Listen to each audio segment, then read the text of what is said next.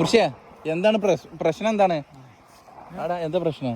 ഒന്നും പ്രശ്നമല്ല. ചെങ്ങായിണ്ടല്ലോ ഏകദേശം 16, 17, 20 കിലോമീറ്ററിന്റെ മുകളിലോട് ഓടിക്കണേ.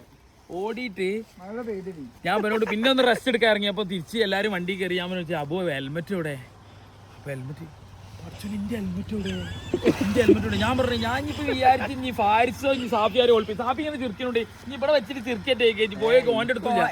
അപ്പൊ അബൂദാർ എടുത്ത പറയാം നമുക്ക് പറയാ ഞാനതാ കടയില് വെച്ചിക്കണേന്ന്.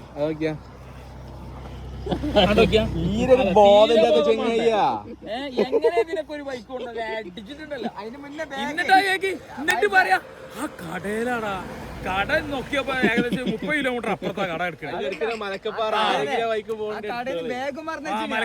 ആരെയും പോകണ്ടെങ്കിൽ ആ ഹെൽമെറ്റ് എടുത്തു. നല്ല ഹെൽമെറ്റാ. ബാഗ് അവിടെ ഉണ്ട്.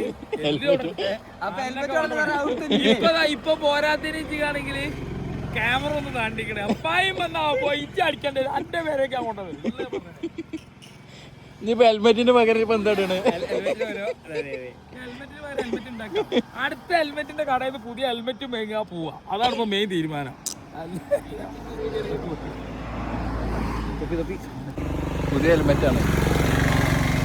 ഓക്കെ ഗൈസ്, തൽക്കാലം ഒരു ഹെൽമെറ്റ് കിട്ടണ ഒരു ഹെൽമെറ്റ് ഏതിനെ പറ്റിക്കാനുള്ള പോക്കാണ്.